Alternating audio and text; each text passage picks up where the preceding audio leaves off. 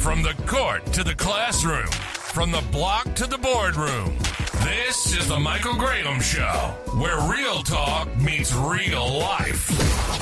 Join Michael Graham as he breaks down the big issues: youth development, community programs, housing, jobs, and the challenges that shape us all. Loud, funny, real. The voices of experience from athletes, educators, advocates, and everyday warriors are all right here. This is where community comes to talk. This is the Michael Graham Show.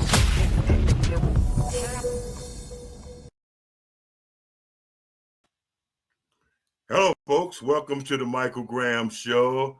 My name is Michael Graham. I'm here with my co-host tonight, Bobby Kinzer. He's the author of The Other Side of the Hoop, the European Experience. If you haven't read the book, trust me, get the book. Also, my guest tonight, I have one of the college greats. I met this guy years ago, and I was amazed. He looks like an aircraft carrier, and he still have that size. And he's a great person, good friend, and he played at Memphis State. He sort of helped put that program together. And his name is William Bedford. And I just want to get my guests on the stage here. Hello, guys. How y'all doing tonight? Great. Doing great. The great William Bedford. Let me take that back. The great William Bedford. What's going on, man? I'm glad to see you, man. I'm glad to see, and you know what? I'm glad to see any of us back in the day. Because wow. If you look at some of the Wikipedia and all that stuff, a lot of these places got the history wrong about a lot of us. You know what I'm saying? And I'm just glad to see you, man. I am, man. I'm glad to see anybody from back in my era. You know what I'm saying? It's a blessing, man. It's a blessing. It's a blessing. Yeah, I was pretty excited when I got the word about being on your show. I was like, Mike, I was like, yeah, for sure. No doubt. Yeah, but, man. Like you say, it's a really honor to be amongst some of the guys that we were back then for. Back then, man, it was like we played different kind of basketball. Yes. And then we didn't have all these Achilles tearing and, everybody getting sick and dying. I don't know what it all started off from, but I mean, it's a blessing just to see some of the guys from back in our day, from our college days. It's overwhelming because you see them and they see you, and the first thing you remember is back then. Yeah, because those were the good old days. Those days that you cherish and you remember, man. Yeah, you remember. Yeah, and I'm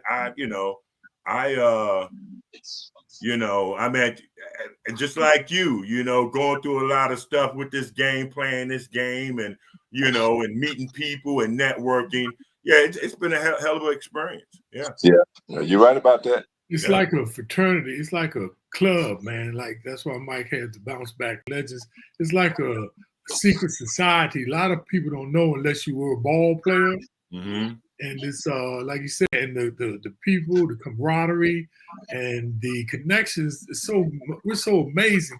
I might not have seen a guy in like 20, 30 years, man, but I hook up with it. It was just like it was just yesterday I was talking to him. Right. Yeah, you're right about that. And then this is the other thing. All three of us are blessed to be here today. Yeah. Present. Yeah. Because if it wasn't for other circumstances and the Almighty, there's a good chance that we wasn't supposed to be here today, y'all. So let's don't take that for granted. Absolutely. You're right. And I always tell people, that I'm blessed. I hear everybody call God, Allah, whatever like this. I tell them, I know that there's a power greater than myself. Amen. I know that. Firsthand, right? Yes, because me, myself, like you say, we're blessed to be here because we done went through a lot of things. Mm-hmm. The first part of our lives, we went through stuff that was, kind of bad decisions, but then as we got older, our bodies took us to another level. Yeah. You see what I'm saying? See, myself, I passed away 3 times last year. Wow. Whoa. Nobody knows that. So I haven't said anything. 3? You know, it's really just 3 times. You know, I remember 2 times, but I don't remember the 3rd time. Right. But I had got my right knee replaced. Mm-hmm. And upon the time that I was in the hospital after the intensive care in the ICU, it caught an infection and got in my bloodstream. Wow. So I came home and I was at home. And the next morning, I didn't feel good. So I said, let me lay down and go to sleep. Mm-hmm. I laid down and went to sleep. I woke up the next morning. I said, I hadn't been asleep all night because then I told my wife, no, my leg ain't hurt. I just ain't been asleep. Right. So we came into the dining room, sat down. I put my leg up, put ice on my knee. Mm-hmm. She fixed me some breakfast. When the breakfast hit the table and I smelt it, that was it. What? I said, come here, baby. I don't feel good. Something is wrong. I don't feel good. And then I remember just going out. And the next thing I know, paramedics was waking me up on the floor in my dining room. Wow. You know, I go ahead. I'm sorry. Yeah. I remember going out on that one. Then I'm like, man, what am I doing down here? And I couldn't. So when they got me up and put me on the stretcher and we went out the front door, next thing I remember, we almost at the hospital and I'm waking up in the back of the ambulance looking at the roof going, I thought I was just coming out the house. They were like, still got this thing on my chest. Wow. So the 3rd time, I'm laying in the bed at the hospital and I could, you know how you barely crack your eyes and you trying to play sleep? Right. You barely crack. I could see my wife in the hallway with her hands up to her mouth. And I see all these people running in. I'm like, man, where all these folks going? And then I see this lady take this big old thing and say, I'm finna put this on your face. And I'm finna say, I'm finna smack that away. No, you ain't. And I didn't move. That was it. I was gone again. Damn. I seen the people coming in. Right. And I seen her finna put this thing on my face, but that's it. So you couldn't move. You couldn't do anything about it. And I couldn't do nothing. So when I came back to, I told my wife, I said, why my chest sore? I said, my chest sore all over. She said, they did chest compressions.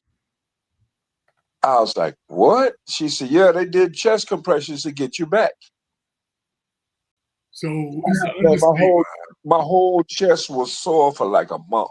So it's an understatement about you being here today. That's not an understatement. It's a blessing. It's a true blessing. Man, Will, that's some wow, dude. Because see, I almost wasn't here. And you just think about it. We all used to be world-class athletes. Just think about it. With the top, what I'm saying? Just think about it. Yeah. That's scary, why I say man. it's a blessing, man. That's really scary. Tell us about this Hall of Fame, man, because you know, I've seen the list, man, and it's a hell of a list, man. I mean, they really got some people in this Hall of Fame, and this is a credible Hall of Fame list, man. Right. Let me first say that I do appreciate everybody that voted for me to get into this, and I appreciate the Lord directing me this way and being in my corner for this long. That's a heck of a list. That's an honor to be even inducted for the guys that's before us, let alone the list we have now. But the people that's before us to be mentioned in the same sentence as those people, it's just an eye-opening experience. And then first, I was shocked myself when I got the phone call. You know, the phone call, I'm thinking, they don't really know what I'm talking about. But then I got the letter in the mail. Okay. That's when I knew it was serious. Then it's like, this is for real, you know. I was like, wow. And then it all just started pouring in. People started calling TV stations and everything. And I'm like going, I ain't had this much attention since the 86 draft. Well, you deserve it, man, because you was one of the top players in college. I mean, come on. You know, it's not no surprise. But Mike, all we want to do is play. We want to just play and play ball.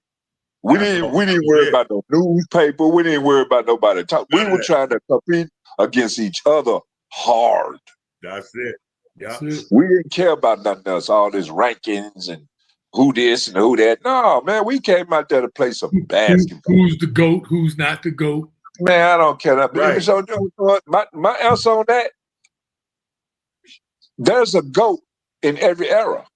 Yes. You see what I'm saying? There's a GOAT in every era. And so they can stop that. They can stop that trying to crown one person for this, one person. No, player. So James Brown, the commentator, right? Mike, James Brown. James Brown told me the best. He gave me the best answer to that. He said, if you were a legend, you were great in your era, like you're saying, if you were a GOAT in your era, then chances are you will be a GOAT in all the other era, like what you're saying. Exactly. Yeah. Ain't no one. But that brings me right quick then, Will. Who's your favorite player? Your favorite player of all time? You mean as far as I can't say my favorite player because I'm better friends with some than I am others. You know no, but no, we ain't letting you off. But you gotta pick one. Your favorite, not somebody else. Your William Bedford's all-time favorite player or player that influenced you the most. How about that? Can you go with that? The one that had influenced you the most. I can't get that one either. That's too many. Hey, man. See, what you have to understand is my first time meeting NBA players such as George Gervin, Magic Johnson, Isaiah Thomas, Doc Rivers, Herb Williams. George Gervin was there also. Who else? Oh, I'm talking about, I met all these people when I was in the 9th grade. Oh, wow. And they came to my mama's house to eat after an exhibition game here in Memphis. Wow. See, we was here in Memphis. They had an exhibition game here. I think it was still the Push XL. Magic them was doing. They go around different cities, and all the NBA players, like the head guys, and do exhibition games in those cities because those cities weren't used to seeing those guys. We didn't have NBA teams in those cities, so they came to Memphis. And I was at home one day, and I knew they were coming to Memphis. I told my mama, I said, "Mom, go to the store, buy some food." I said, because I'm finna go down there to the Coliseum, and I'm finna invite all those guys back here to eat dinner. Wow. Guess what? I didn't know nobody. What? I didn't know nobody. I didn't have no tickets. I didn't know nothing. Do you hear me? Absolutely zero. I didn't even know nothing. I had them. I got dressed. I was about 6'8", 6'9". So all the players that's going in is about that tall too. Right. You see what I'm saying? Magic 6'9", all them. Okay. So I got dressed, nice clothes, and walked in with them. I came in the back of the Coliseum and walked. After they got off the bus, I walked right in the back with them. Get out of here, man. I walked right in the back. Nobody said a word to me because they thought I was on the basketball team. Right. So I go in the Coliseum. I sit right there on the front, right there in the front row, right by the bench where they playing. And like I belong on a team. And they after the game, they went to the locker room. I went on back in the locker room with them. I'm dressed nice. I got a nice clothes on. I got on nice suit clothes. You know what I'm saying? I know tie, just jacket, shirt. I'm nice, like a real business dude. So I go on the back and I catch Magic sitting there and I talk to him. I introduce myself to him. I told him, I said, look, my mama at home cooking a home cooked meal. And I know you guys been on the road playing these X games. Would y'all like the home cooked meal? Magic said, what? He said, hold up. He asked everybody. He said, hey, y'all want to go get some food at his house other than going and get McDonald's and all that? They were like, yeah. I said, okay. Wow. Man, I was super shocked. So upon getting ready to leave, I had my sister pick me up at the Coliseum in the back. We left. I'm coming down my street at home, and it's about 5 long black limos behind me. Wow. In the hood. You hear me? In the hood. And they came to my house. My mama had cooked the country style. She had cooked the rolls with the spaghetti and the fried chicken and the slaw and all that, man. She had put everything together. Big portions of it. I didn't know she was going to do this for real. I just told her to go to the store and do all this happened on a whim. Didn't nobody know nobody. No, it just all happened just like I played right there. Just like that.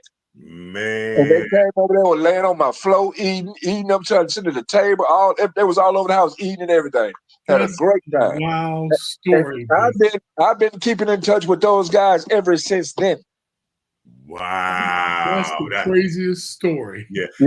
Hey, everybody that's on social media, whether you're on Facebook, YouTube, LinkedIn, you can express your comments. You can ask William questions, any of us questions. We'll see it and we'll respond. So go ahead, y'all. I'm sorry. I just had to get that out there. Oh yeah, you gotta do commercial breaks. Yeah. Hey, so Bedford. So take us a little bit back, man. How'd you even get into basketball? To be honest with you, I didn't like basketball very much. I mostly was into football. And I used to watch the Rams and the Pittsburgh Steelers with Franco Harris and all those guys. You know what I'm saying? I really didn't care nothing about basketball.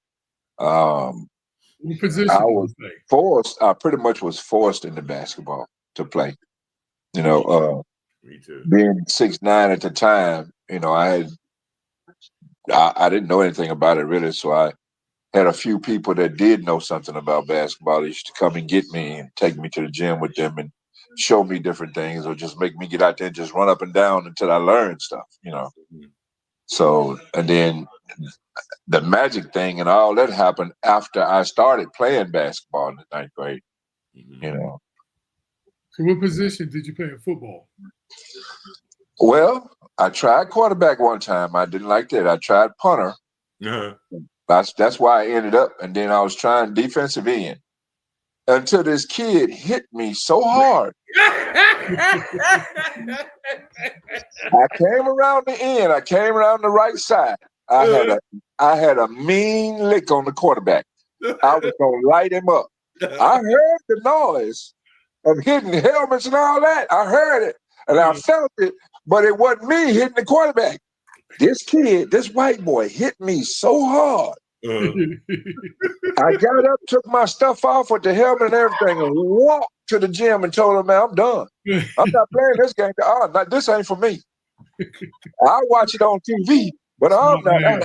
No, you're not finna run full speed and run into me head first. No, man. No." So then you went on to high school. What high school you go to? This was junior high. I was in junior high at the time. Wow. Yeah. I'm trying. I don't know. I was in junior high. First time I wanted to play football. I'm like, I'm thinking I'm tough. No, I'm not. Yeah, that reminds me. I played one high school game of football, and after my basketball coach, got on me and said he didn't bring me there for that. But I tried one game. For one, they couldn't find a helmet for me. And they found the helmet for me, and I played punter and wide receiver. I played one game. They put me at wide receiver to catch an alley-oop touchdown. Man, this little guy from high school, from Eastern High School, hit me so hard, I quit. It wasn't for me. Right. See, at least y'all had a mug hit you. I'm 6'6", right? But back then, thin to the mug. I go up there to play, like say junior high, 9th grade. These mothers put me at offensive guard. I'm thinking I'm going to be playing wide receiver, some quarterback, some glamorous. Man, look, I threw a couple of rolls on mugs. After that, I got my ass up and went home. I ain't playing no goddamn offensive guard on the. At least y'all got hit. I'm playing goddamn guard at 150 and shit, 6'5". Hey, Mike, that reminds me. My junior high coach cut me from basketball in front of the whole student body. Ooh. Told me I went out for basketball in my junior high school. We got, right about there. You remember the jamborees we used to have? Yeah. Oh, yeah. But we had a basketball tryout, and all the students was coming to see who they going to be on the team. Uh-huh. I'm in there playing, hooping with the rest of them, which I thought I was. Right. I'm already about one of the biggest guys on the floor, tallest by sure. Right. And I get to run up down, and Coach Perry said, okay, all right, gang, y'all come over to the side. And, we sitting down on the bench, and he with the microphone, so he finna introduce everybody to run out because the people cheering and throwing up these green and things. Everybody loving this. Right. I'm thinking I'm finna be on the basketball team. Coach Perry called my name. I stood up. He told me, no, you getting cut. He said, you would never play basketball. He said, you ain't going to never play no basketball at all. You garbage. And told me, get out the gym in front of everyone. Do you know how many So I thought, okay. All right. And the next year, I ended up at Messick High School. I ended up at Messick. And we won the Martin Luther King tournament. We won the Martin Luther King tournament against all the top-notch high schools. See, that's what he get. That's what he get. We beat Northside. We beat Northside. We beat Hamilton, and we beat East. But the interesting thing, man, when you listen to a lot of guys who didn't even go back and play, from what happened. A lot of coaches, man, and I love coaches, don't get me wrong. Yeah. I truly believe there are way more bad coaches than there are good coaches. Now. Yeah, they are. They always have been. No, I think it always has been, William. I think it's always have been. Well, see, from here, Memphis is a basketball town. You'll go to a high school game here, and it look like you at the Grizzlies game.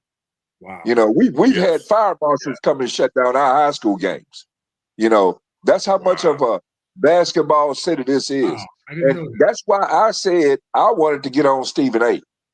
for giving us that bad name. Come out, players are scared to come here. No, man. I guarantee you, Stephen A. Show me one player, high school, college, or NBA that has a problem with anybody here doing any crime to them. Wow. It is not one. No Grizzly player can tell you they had an encounter with nobody. You see what I'm saying? So why would he give us that name from what somebody else said? We don't want to go to Memphis because we're scared to play there. Who said that? Well, that whole Ja Morant thing with the gun thing and all of that got blown so far out of proportion. That is ridiculous. They took that man's money for nothing. Yep. That is terrible. The man was in his own driveway. He wasn't out nowhere holding a gun up nowhere. And then so what? The law is you got the right to bear arms. Right. Maybe he might have been in violation in the establishment he was in, but that ain't got nothing for y'all to take $59 million from the man. Come on. Yeah. They took a big chunk, didn't they? Not once, twice. Twice. Yeah. You're right. I mean, come on. Who is he harming inside a Jeep in his yard by the garages on a rap song inside? Who is he harming? Right. So tell me this, Wim. Tell me this, man. So you go to you go to that high school, and then how was the recruiting for college? Well, pretty much you really didn't have to recruit us from see. That team that went to college in Memphis State was all from Memphis. And they didn't have to recruit any of us really, because you're looking at a bunch of homeboys that was really homeboys. Who's the coach then in Memphis? And all Americans. Yeah, all Americans, all of them got honors. Yeah, Finch. Oh, that's right. Yes. Yep. Yes, I forgot Larry. And I had Coach Dana Kirk. Okay, right. Yeah. Now, all of us was from Memphis because we didn't want to go nowhere. Wow. We at home. We all rivals from high school. Everybody on that team was rivals in high school. Okay. Askew was from Fraser. Andre from Mitchell. Baskerville from Westwood. I'm from Melrose.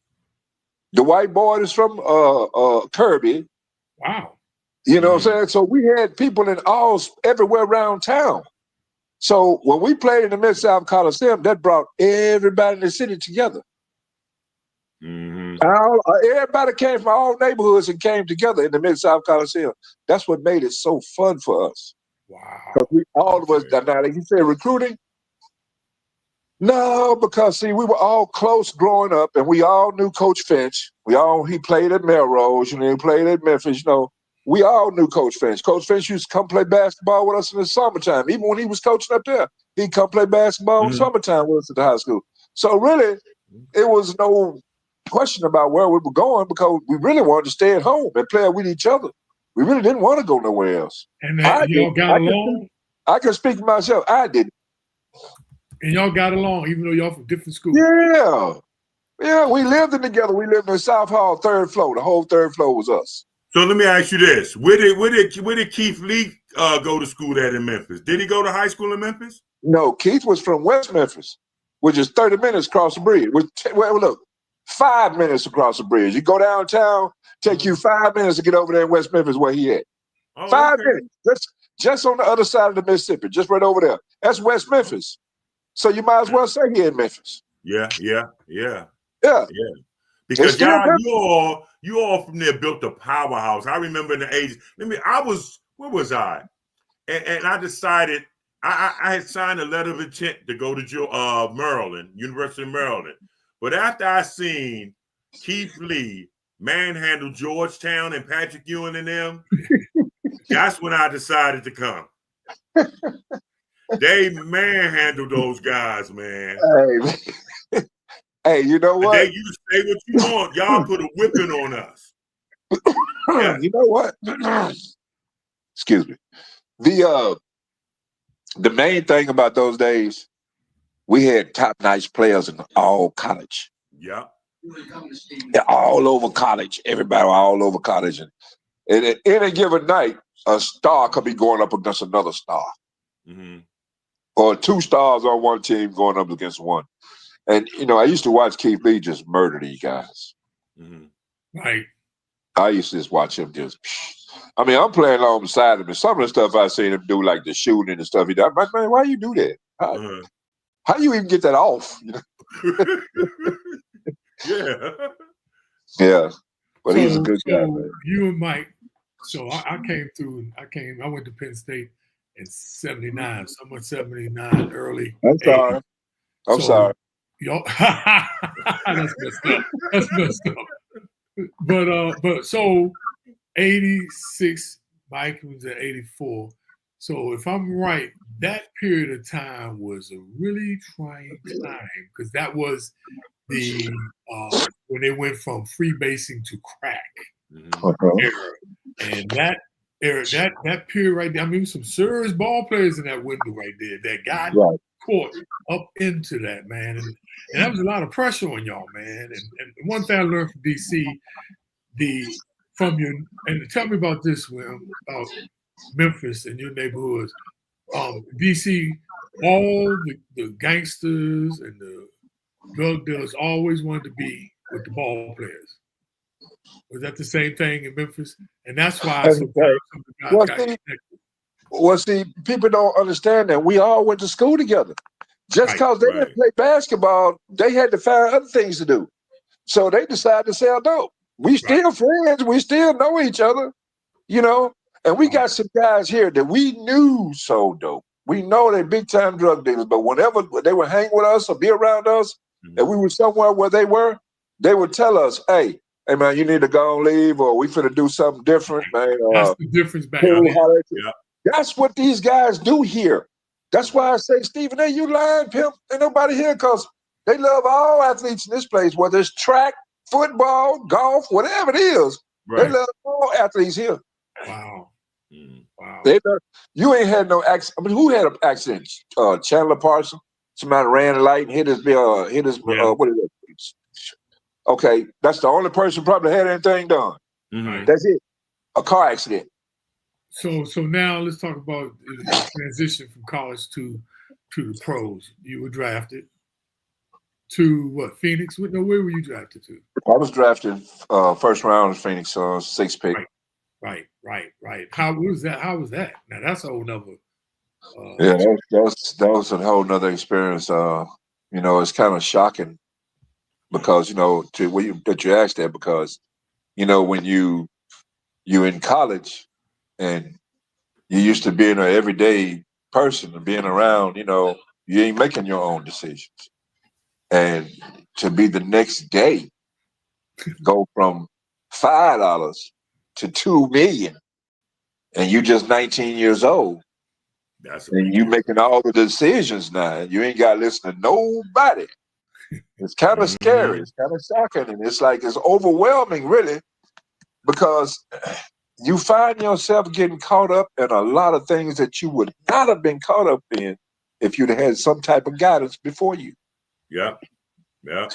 Some type of guidance for you, somebody that has been there before you, somebody that has experienced it before you, that can open your eyes and tell you, hey, look, this is what's coming. You need to be prepared for this. I didn't have that. Like I said, when I came out making my own decision, when I left college, it was just me.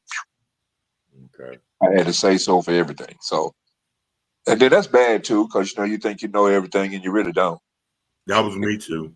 Yeah, you really don't. You just going off the whim because you're excited.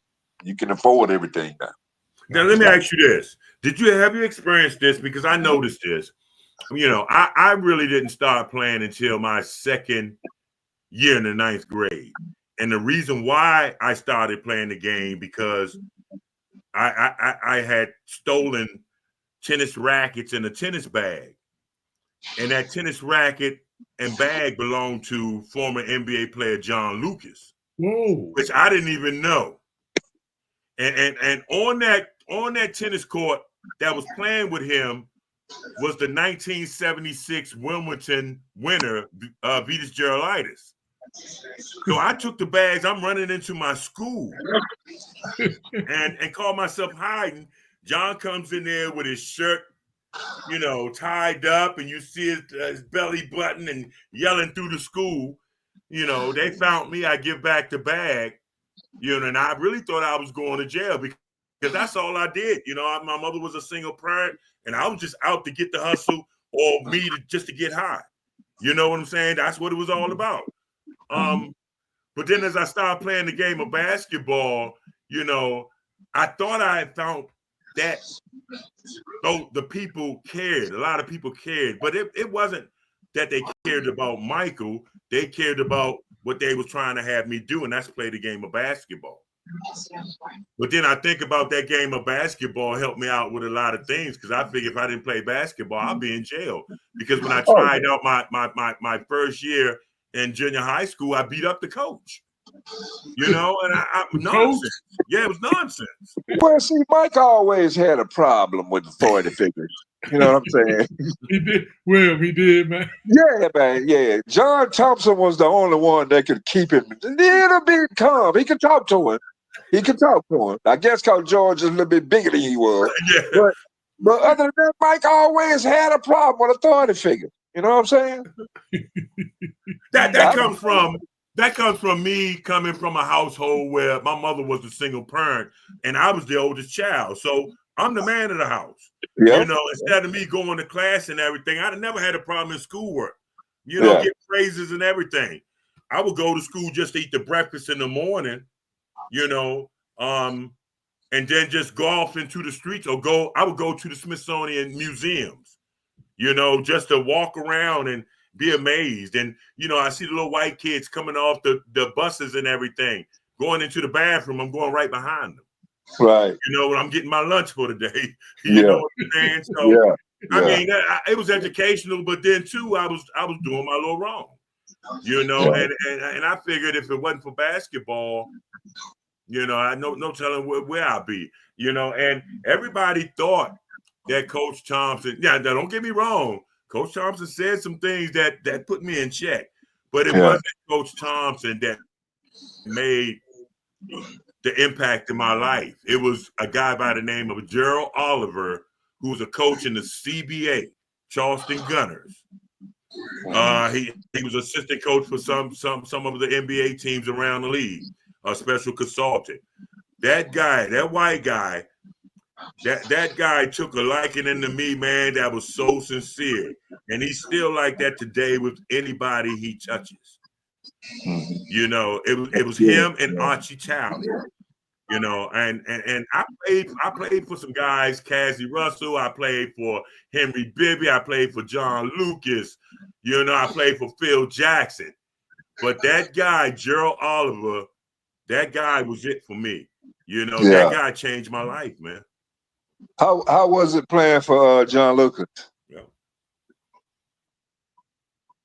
He probably didn't hear because he broke up. It was crazy. Because you know, I went down there. You know, he had a program, a drug program, and I went down there because I went overseas, and I smoked so much weed I bust a bottle. That's what they said.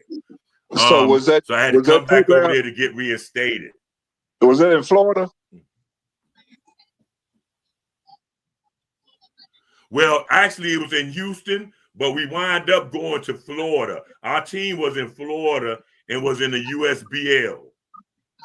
And our team during that time, we had in the house alone, we had I shouldn't be saying these names, but I am anyway. Ken Bannister, Roy Tarpley, Richard Dumas, Dexter Manley, Vitas Gerolitis. We had Dwayne Washington. We had an NBA squad, you know, and we won it. We won it that year, you know. And it was a good experience because John taught me a lot, man. You know, for one, he taught me trust. And I'm thinking about years ago, here I am years ago, still in this guy's tennis bag and his tennis rackets. And now I'm in his drug rehab on his basketball team. Right. I'm going to a Houston Rocket game. And, you know, back in the day, we used to carry these things called men purses. Y'all remember that? Oh, you know, I had one. Yeah, the handbags. The handbags. Yeah. Well, anyway, he had that. He gives it to me to hold. Man, he got about $30,000 in there, cash. He say, hold this. I'm looking at him. I'm looking at the arena stairs. You know, and that showed me somebody trusted me. You know, and that made me feel good, you know, because basically I wasn't really a drug user. I got caught. You know, when I was in the CBA, playing for Henry Bibby, team in Tulsa. We made the playoffs. Doing a playoff run, I was averaging 21 boards a game. What was the series? I'm talking about doing the series. Was y'all where were y'all at? Tulsa Fast Break. Yeah, okay. The CBA. Okay. Tulsa Fast Breakers in Tulsa, Oklahoma. Okay. Yeah, and I wind up getting caught with people who I shouldn't have been involved with, you know, and I did, and you know, I had every right. They did the right thing, you know. A couple of years later, I wound up getting reinstated and moved around to a couple of teams before I went overseas. But the experience done me well, man. You know, it done me well. I've been my own man ever since, making my own decisions. Sometimes they're not good, sometimes they are. But see, people really think that, you know, I'm a hooligan from the streets and this and that and other. That's because that's the people that don't know me, that don't know Michael Graham. You know, I do have a college degree. I am working on my master's. I have several certificates in social work, mental health. You know, people don't know that. You know, people don't know that. They don't need to know that. You know, but I'm just trying to make my mark in this world, and especially with our younger kids, because the game has changed. Yes. Hey, I want to say something right quick, William. Because you said something earlier too about some of the decisions that you had made, and the same thing with you, Mike, and same thing with me. But I heard this one guy speak, transcendental, and he said the lady was asking him, you know, they come and ask him all these questions. And she said, "Why do I keep making the wrong decisions? Why do I keep making bad decisions?" He said, "Why do you think you're making bad decisions?" She said, "Because I had." He said, "But do you know that every one of them bad decisions were the stepping stones that lead you to making the right decisions? That's why I have no regrets. Would I do it different if I did it again? Yes, but it made us the people we are today, and we could talk to people, because that's what killed me. Some people is like, nothing against pastors, but you know, they haven't been through nothing and they trying to tell you, but you know, once you've experienced it, don't tell me something you read from a book." But anyway, I just want to say that. But Mike, it's so interesting that that you were able to overcome that. Mm-hmm. What's up, Will? You got that Bill Clinton. You got the Bill Clinton finger. Yeah, what's up, Will? I inhaled. Mike. Huh? The day you left, I came the next day. Where? With Ken Bannister and all them, Dwayne Washington, all them on the same team. With Richard Dumas and all us, because we went down to Florida and was playing down there. Yeah, I was in the hotel down there. Yes. I had my knee surgery. I had my last knee surgery down there. That's it. Yep. Showing up. Yep. I was down there with Ken Bannister and everybody. Yep. Richard Dumas, Dwayne Washington, Lord Daniels. Yep, Lloyd Daniels. Craig Lee. Lee. I told you the day you left, the next day I came. Wow. You didn't know that, Mike? You didn't know that William came behind you? No, I didn't. Wow. I got when reinstated. When he started naming out the players, that's why I went, oh my God. Yeah. Wow. Yeah. Life Boy, it's a small world. It's until you try to walk home. It ain't that small. So right quick, so Wim, so now take us to European, because a lot of people know about the NBA, but a lot of people don't know, and that's why I wrote my book, The Other Side of the Hoop, The European Experience, because a lot of people don't know about that. And that's serious, especially for a young black man. One thing being in a country whose culture you know. Tell us a little bit about that, man. That is well, you know, my first time going to Greece, I stayed downtown at the Hilton downtown. Athens, Greece was the capital. Mm-hmm. And it's kind of really strange to go over there and you see people that look like everyday people, but they're beautiful. They're beautiful. Yeah. I mean, it's like you see combination of people that you ain't never seen before. Right. You know what I mean? Right. And they're so nice and just everybody has their hand out. You know, I walk up and down the streets and you're going to different shops and stuff, and I can look on the sidewalk and all the scooters and the Harleys and the BMWs sitting up there with the windows down. Everybody got keys in their cars and on their bikes. And they in the high rise at work. So soon when they come out of the building, they jump on their stuff and they gone. The keys are still in it. On the sidewalk. Right. I was shocked. I'm like, so I asked the guy next door, I said, hey man, don't people steal? He said, no, don't nobody steal around here. They don't have to. They got money. Yeah, wow. I was like, wow, okay. But the culture is a lot different than over here, man. That's why I tell people, I say, if you don't do anything in your life, save some money, get you a passport, and go overseas. Yeah. Go see how other countries live. Go experience the food. I mean, you got to understand, the American food is outlawed in 37 countries. Right. What? Right. None of the United States food is allowed in 37 countries. Get out of it, man. I didn't know that. Yes. And did you know the only country that don't take no imports for nothing is Africa? They don't have no imports coming there giving them nothing. Because they don't have to, right? No. It's self-sufficient. No ships come to their dock and drop off nothing. Wow. Yeah, but they be taking, don't they? They be trying to take from Africa. They take it from Africa is what they do. Mm-hmm. Wow. Those people over there designing cars and all that to run off water. Right. But they keep it in hush and they keeping it over there. They ain't bringing it over here. Because if they run out of water, you'll put a whole lot of gas people out of business. Mm-hmm. Yes, you indeed. Whole industry out of business. Yeah.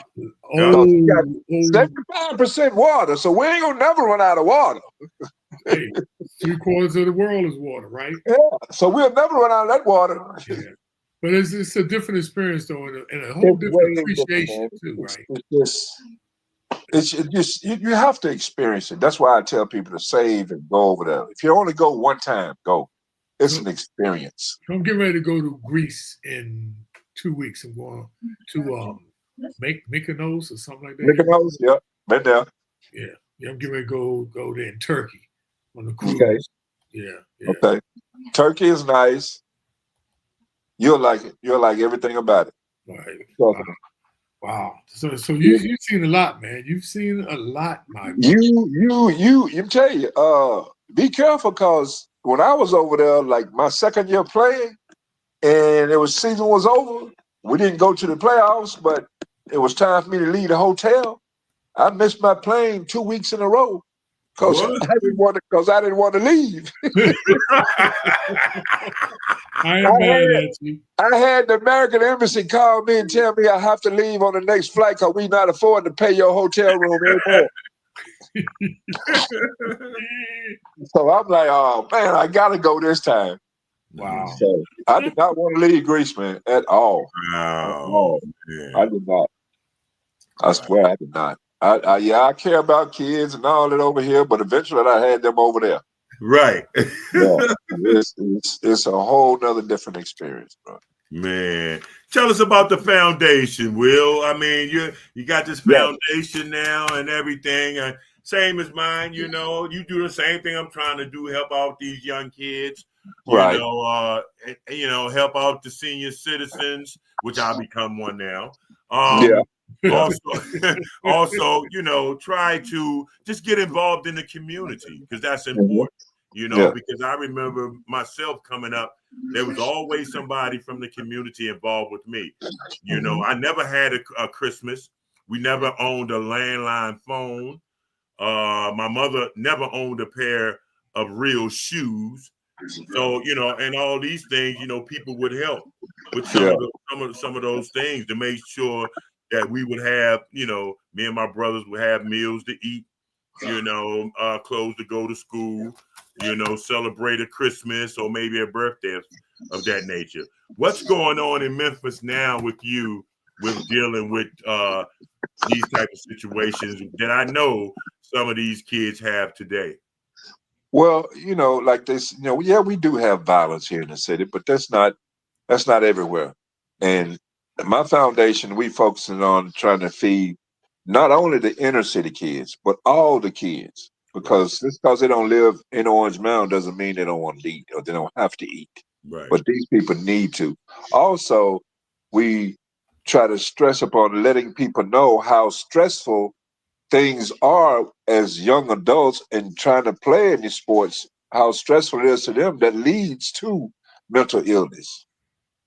You know, and mental illness is real. Yes. It's very real. Yes. And we need to bring more awareness to it and stop letting it come to your front door before you do anything about it. You know, and you know something, I suffer with mental illness, depression and anxiety really bad. You know, that has, in a sense, destroyed my marriage, some relationships that I had with some people, you know, employers, you know, so I suffer with it. Now, you know, I get help for it every day. You know, I got people that I talk to, and it is real. And I wish people stop being afraid to get help, because you got to get that help. If you don't, man, you'll suffer, man. And I'm the person that tell you, because I didn't want nobody to know anything. You know, I always try to be a private person, you know, even during my time up at Georgetown. So yeah, that mental health is nothing to play with, man. No, it's real. It's very real, because and you develop it at a young age. Right. You know, you develop it young because you are expected to go out there and perform. You're expected to go out there and make your parents happy, the coaches, try to win this, try to win that. And then when you don't, some of them fall back into depression. You know, some of them beat themselves up very bad for it. You know, and that leads to mental illness. Yeah. You see? Yeah. And a lot of people suffer from I didn't realize this, anxiety. A lot of people have anxiety attacks, and it's real, and they come out of, there's certain things that trigger it.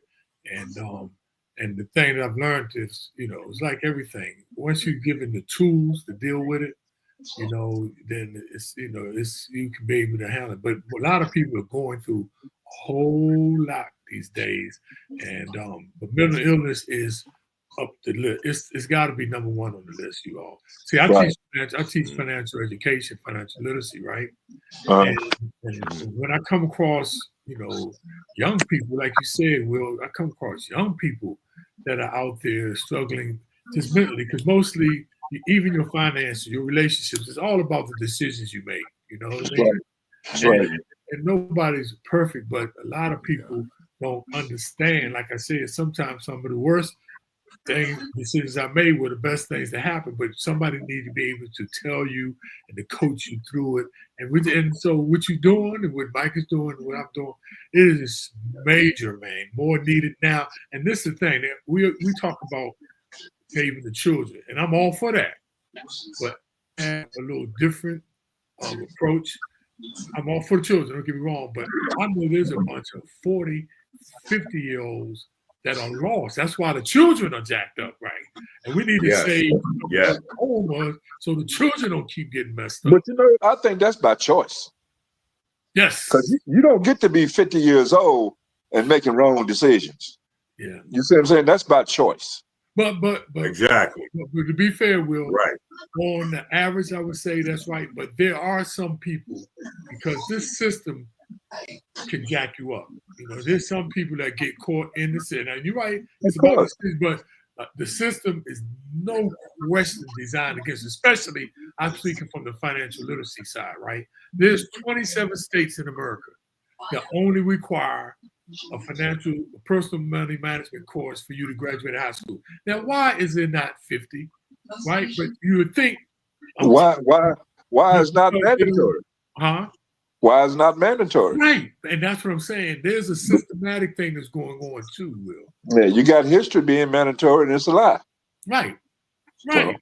But like I said, so yes, there's a lot of people that their choice, but there are a lot of people that are getting caught up in the system because, redlining.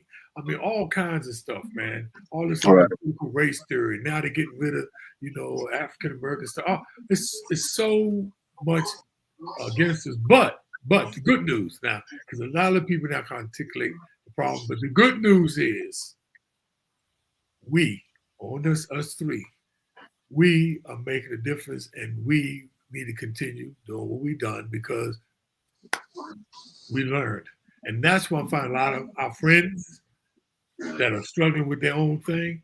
Right. A lot of our friends are afraid of these young guys with the, well, at least they pulling their pants up now, but a lot of them are afraid of young guys because they look hard. I said, no, man, reach out and talk to these guys. Talk to them. Say something. They really want to hear from you. But believe it or not, am I right, Will? Do you experience that?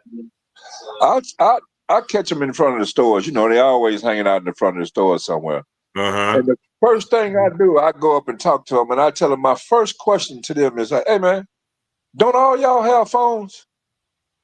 And part of them say, yeah, like that. I said, don't you know everything that you do, you being watched and heard because you got your phone with you? Yep. Yeah. I said, y'all don't understand. I said, y'all stand out in front of this store. This is old. I said, man, we did this back in the 70s. Yes. We stood out in the corners in the 70s, man. Yes. I said, y'all stand out here. Everybody got their phone. And I said, it's a camera on you right now from the street and this store. So what you going to get away with? Right. So I told him, you throwing rocks at the penitentiary, man. I always tell them that. Oh, that's cool. And I told them, y'all need to find something else to do than to stand around here. I said, if you're going to sell your drugs, you got your phone. Tell people to call you. Don't be staring out here.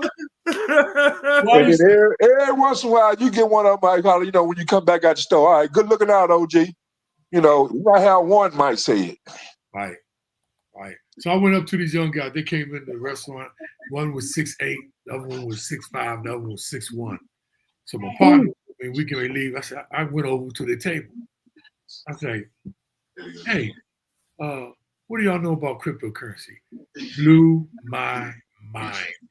Oh man, it's about staking. They told me some stuff I didn't know, and I teach it.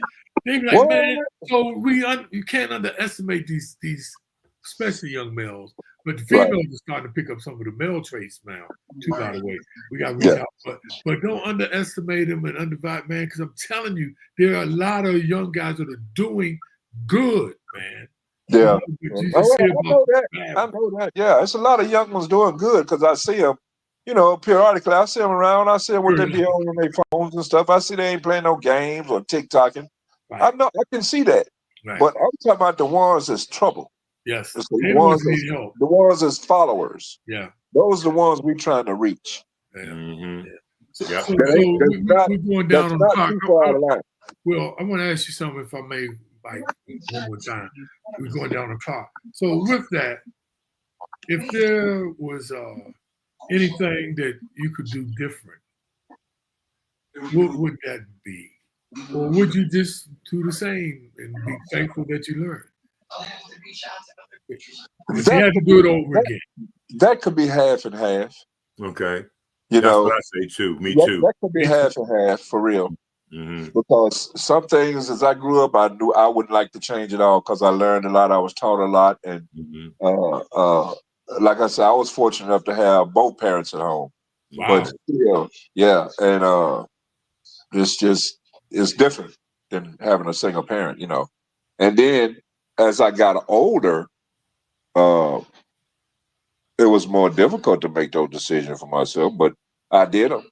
Right. And I could face them and say, I made the wrong ones or I made the right ones and live with it.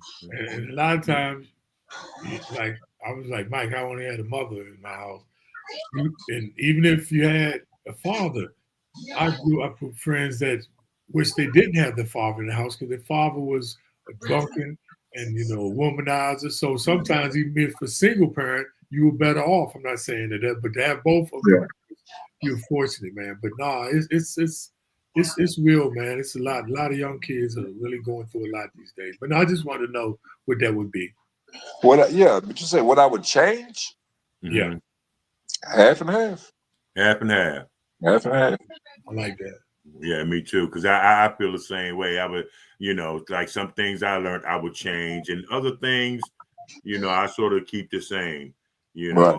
And people might get upset or don't believe this, but one that I probably would have changed, and I really do mean this, and a few people know this, me going to Georgetown.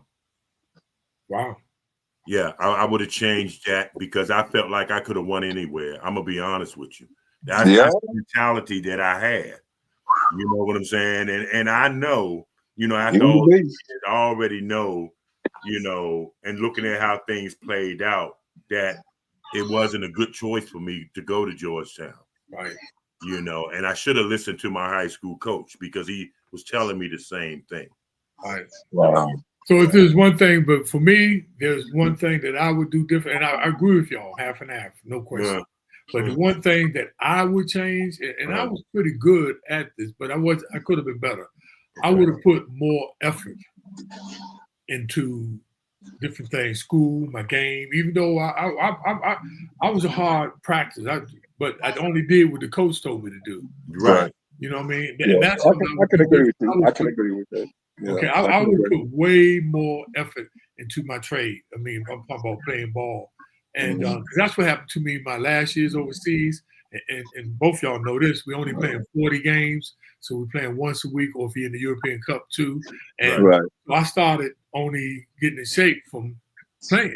Mm-hmm. And that's how I tore college, because I usually played at 215, 6'5", 6'6", but I got up to 230. And that weight, and I'm sure that it was made a difference, and I wouldn't have had some of those injuries. I played, never missed a game, but I had that injury, and that stopped my whole career, And if I would have worked out more, harder, I probably would have played another 3-4 more years. Right. I can agree with you on that one. Yeah. Wow. That's something, man. Well, we're supposed to have a couple of more guests, but unfortunately, Derek Gervin couldn't make it tonight. Something came up, and my other guest, Curtis Kitchen, he got caught up in the airport. He's coming from Vegas. I know that some of the former NBA players last night had something in Vegas where everybody it was there. I got a few pictures from there. So he said that he would try to make it, but he probably won't make it. So I probably have to reschedule him. But yeah, man. I sort of like it like this. Yeah. And oh yeah, we can't forget about the book. Can't forget about the book. Put it up there, Bobby. I got mine too, Bobby. Yeah. I got mine. It's my book. It's on Amazon and Barnes & Noble, The Other Side of the Hoop, the European basketball experience. I talked about my 5 years playing in Europe. Okay. And let me ask you this though, Will. Come on, man. It got to be a book, man. Come on, man. Don't do this to us, man. I'm in the process. Come on, man. If you need some help, if I can help you, do that because I'm gonna do mine too. Okay. You know what I'm saying? But everybody got a story. Your story got to be out there, Will. It got to be out there, man. I'm gonna take care of it. I started on it. I'm like almost ready to get out of high school, but then I think I might need to go back because it's a lot of stuff I remember. That's where I'm at too. But see, here's the thing: when you're writing an autobiography, you have to understand those things that you think about to talk about brings on different feelings. Ooh, yeah. That you got to be in touch with, getting back in touch with from back then that you shoved down and forgot. That's me. Yeah. That's me. So, that's me. So as you're writing this book, you get to a point in this book where it's like, hold up, man, I need to wait till tomorrow. Then tomorrow becomes 3 days, and then comes a whole week. Yeah. Let me give you a little secret. People think it's easy to say, okay, get a tape recorder and tape stuff when you feel like it. No, see, I don't know when I feel like it. But let me give you a little secret. Both of y'all. My friend who's a writer, got several books. He said, Bob, what you do, you start writing a page a day, no less. Now you can do more, but no less than just 1 page a day for 90 days, and you have 90 pages just on page. But what happened, I started writing a page, then 2 a day, then 3, then I get to write, like you say, well, stuff started coming to me, and then the other trip is I'll write some stuff, and I've been writing for a few months, then I go, oh yeah, what about that time? Right. You gotta find it in your mind. Okay, I gotta stop. Yeah. You gotta stop somewhere. Yeah. See, I got 109 pages. So both of y'all ahead of me. You understand? I be lucky. I'm lucky if I got 1 page a day. Start. It works. But see, that 1 page a day might come into 2 pages a day, and so you might just. So you'll keep going. Yes, and that's how I got started. Yeah. And my book is only 285 pages. I got about 10 pages of pictures, which I got a lot of those. But 285. You know what I'm gonna do? Since you got your pages, your pictures of your book, you got your pages, your book. What I'm trying to do is, my book gonna have a CD to go with it, with all the pictures in it. You old school. Yeah, that's a good idea. I got all the pictures of the book will be on the CD. Well, you're so old, man. You don't need to do a CD. All you need to do is put the mugs on USB drive. It's even quicker. Well, I ain't gonna be buying a USB drive again to everybody. You know what I'm saying? No, they will have it. No, it's easy. You can send them to the site and they'll be able to get them. That's a great idea. You actually make me think something for my next book. You could just put a QR code and send them to the pictures. They say, look at that. See what I'm talking about, Mike? Sticking together, how folks steal your shit. See what I'm saying? Thanks, Will. Y'all come out sticking together. Yeah, I see. Yeah. Oh, it's great talking to you, man. You too, man. Well, guys, we're gonna wrap it up here, man. Hey, Will. Hey, man, this can't be the only time. I want to bring you back once I get Chris. I'm going to get Chris on. Oh, yeah. Man, I wish you'd have told me earlier. I could have called Chris. I talk to Chris every other day. I talk to Vernon probably once a week. But I'm for sure going to talk to Chris. I talk to Chris, man, more than I talk to my wife. Wow. Yeah. I asked your wife. I said, did he talk to Chris?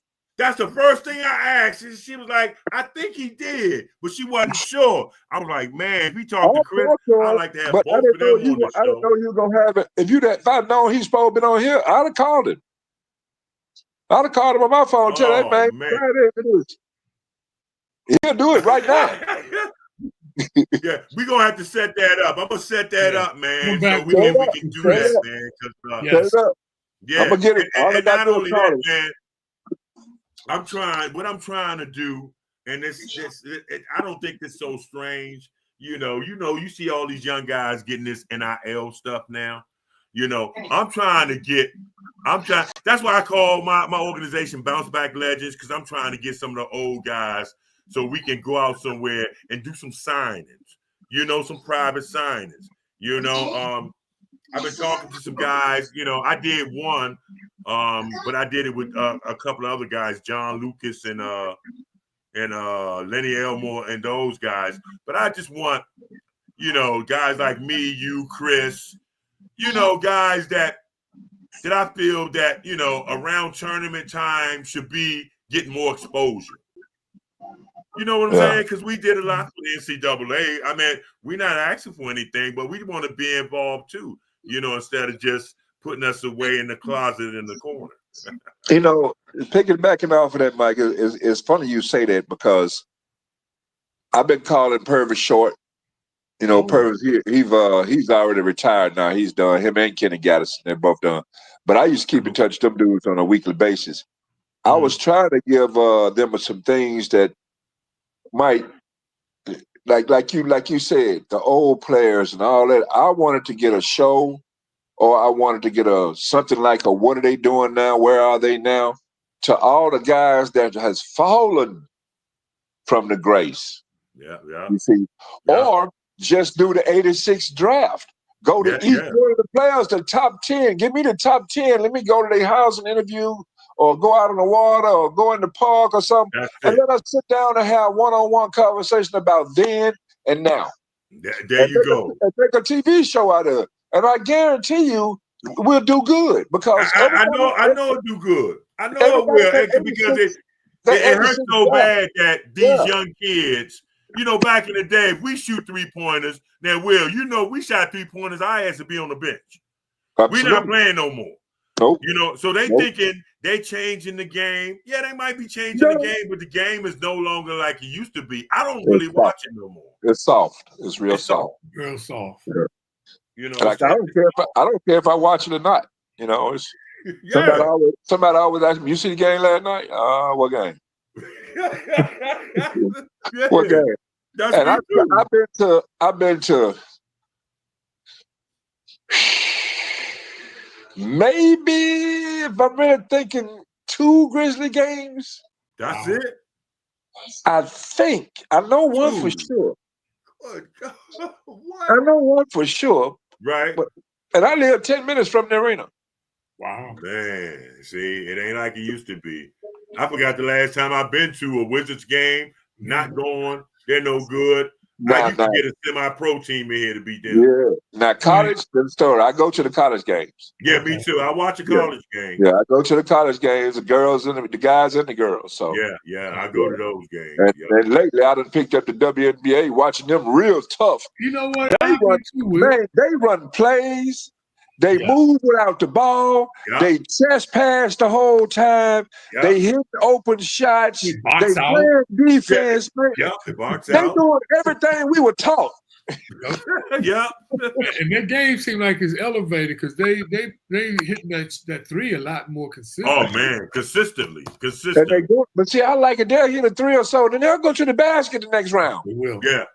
They'll go to the on our team. You'll come down and see 9, 10 times 3-pointers before anybody go to the hole. Right. And they shoot mid-range jumpers too. They all mid-range. The only reason they spot up their only 3-point shooters. Right. Yeah.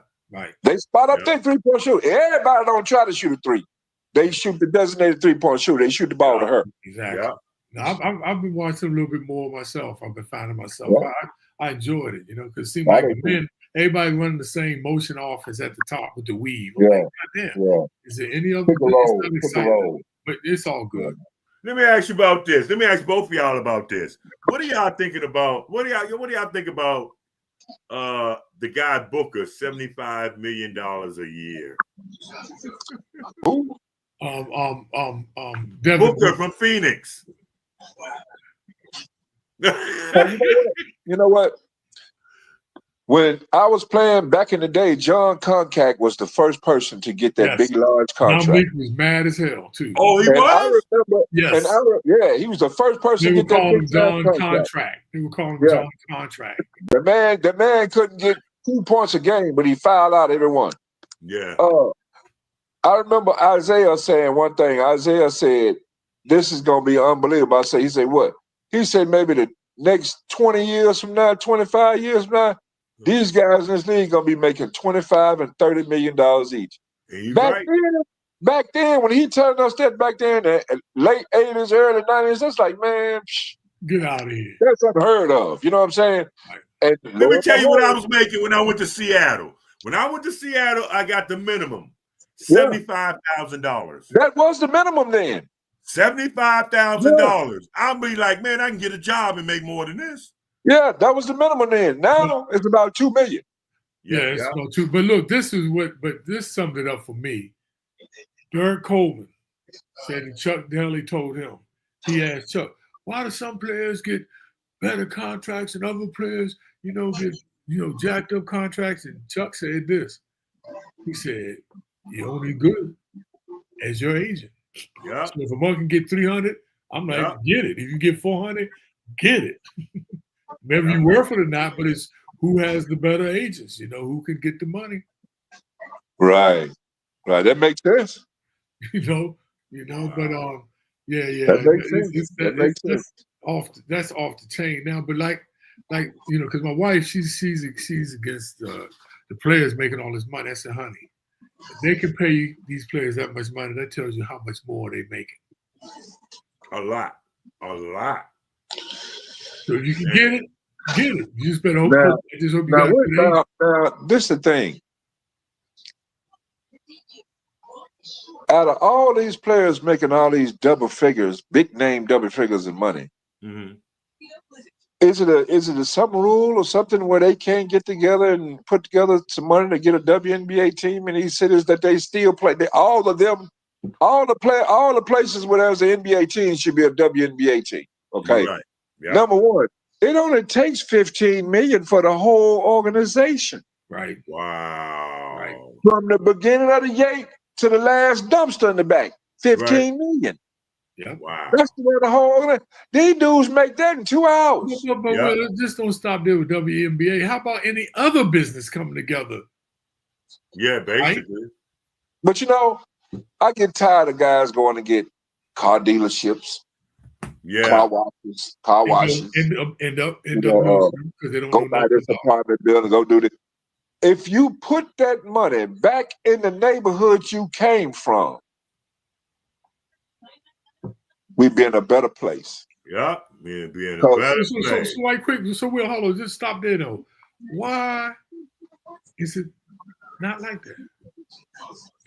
Because we don't want to see, because we got the bad omen on our back, that jacket on our back, where we don't want to see the next man get better. Yep, that's what it is. If I'm your next door neighbor. I don't believe that, Will. Listen to me. For that. Okay, I tell you what. Look at your neighbors. Mm-hmm. Their yard cut their ass up too, ain't it? Say it again. Their yard manicured, ain't it? Oh, big time. Okay. So who keeping up with who? See what I'm saying? Now, let your yard go. Let your yard go. Don't do nothing to it. Watch and see what your neighbors do. You see what I'm saying? Yeah. Call the city on you in a minute. I tell people in a minute, man. That's a touche. That's a good one, Will. I I'm just saying. I ain't never heard it played like that. Nobody wants to see you get ahead. If they can't get with you, right, they gonna sabotage you going further. Yeah, you're right. Yeah. Don't ever do business with family. Don't ever do business with best friends. No. Wow. You'll be a very successful person doing business with a perfect stranger. Right. Yeah, and teaching financial education, one of the major goals is don't you ever co-sign. No. Never. Never co-sign. Ever. Never. That's terrible. I don't even know how they came up with that. And then see, here's another thing that kills me so much, and I always think about it. I know there's nothing we can do about it. I know there's nothing ever going to be done about it. is insurance.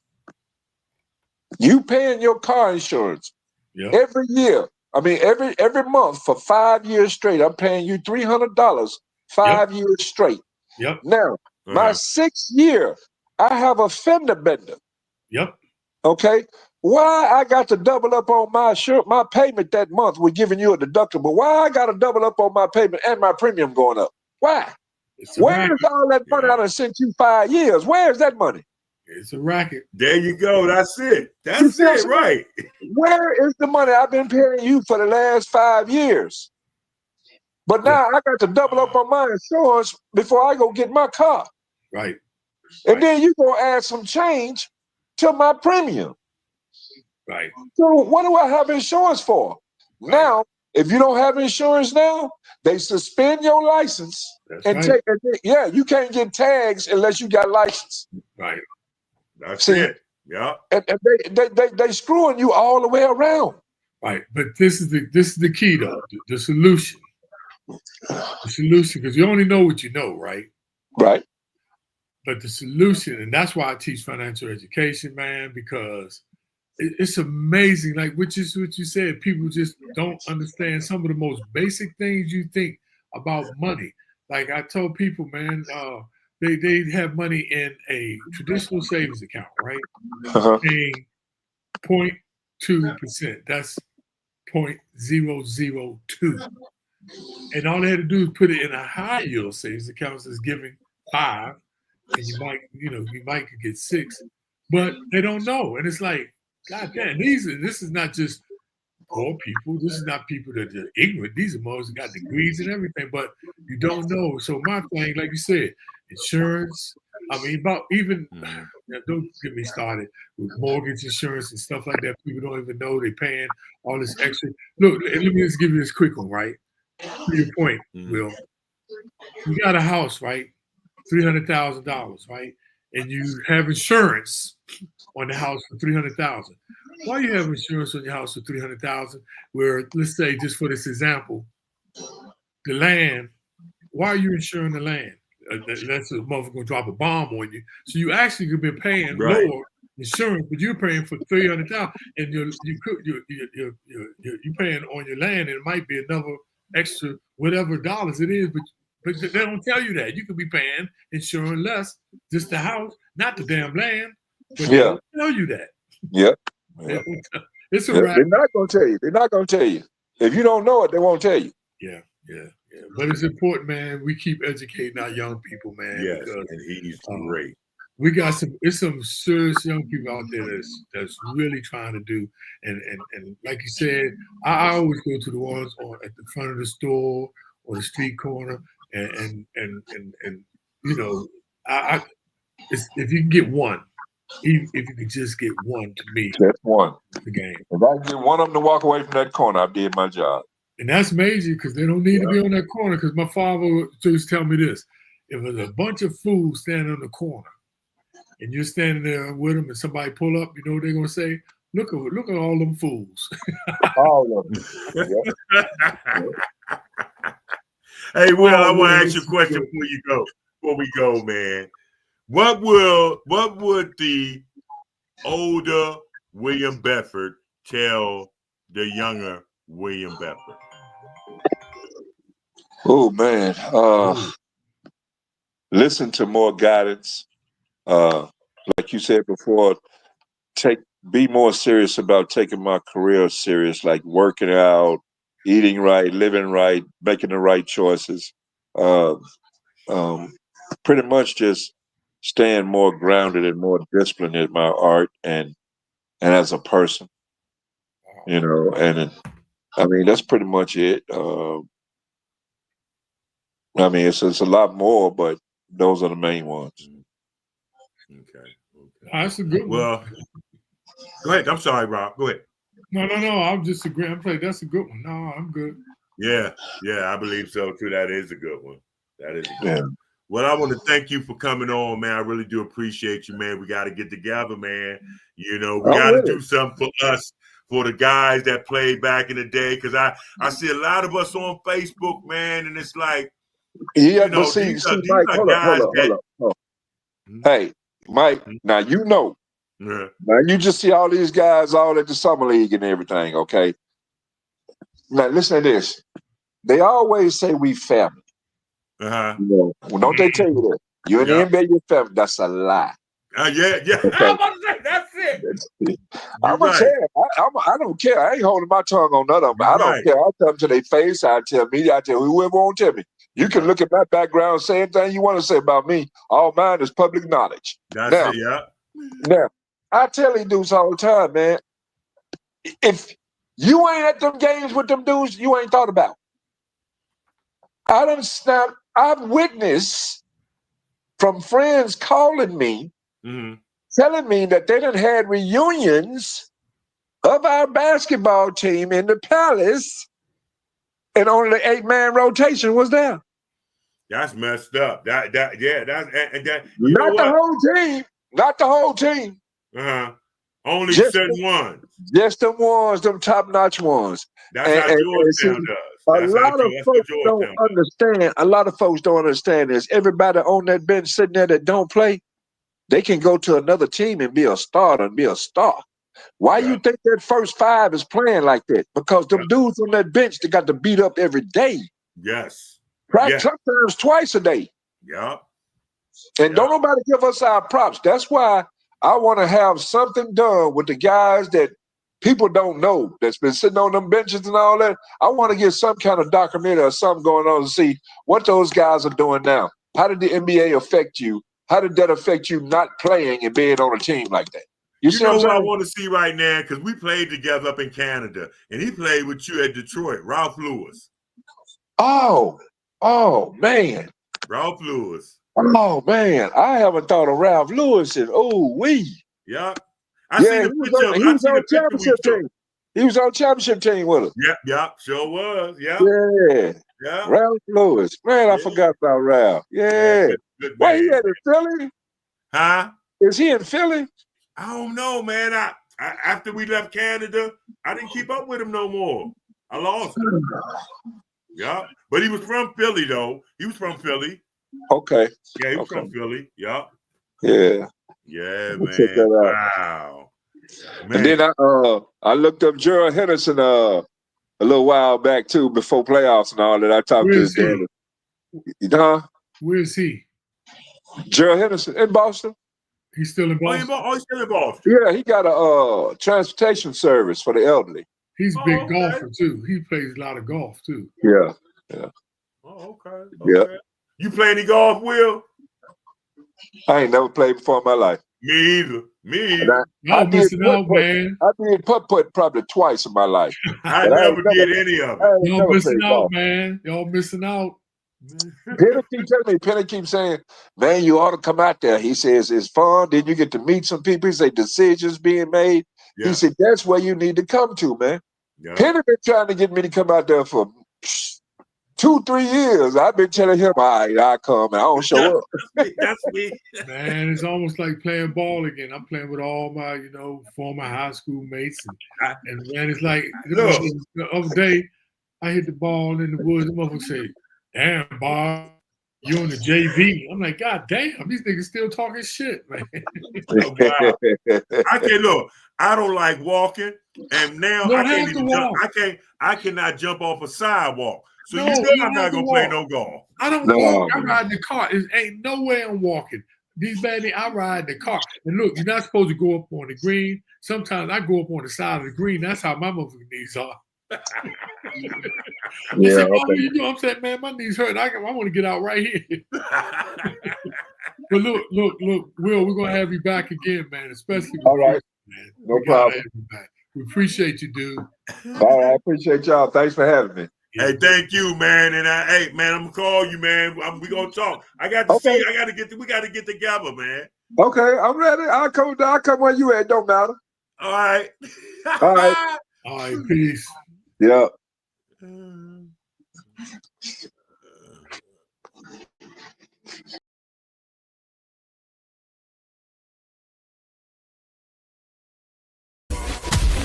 That's a wrap on this episode of The Michael Graham Show.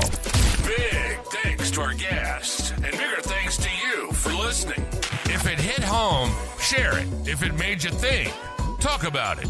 Because change starts with conversation. Catch Michael next time. Same truth, same energy, same mission. Till then, stay loud, stay real, and stay connected.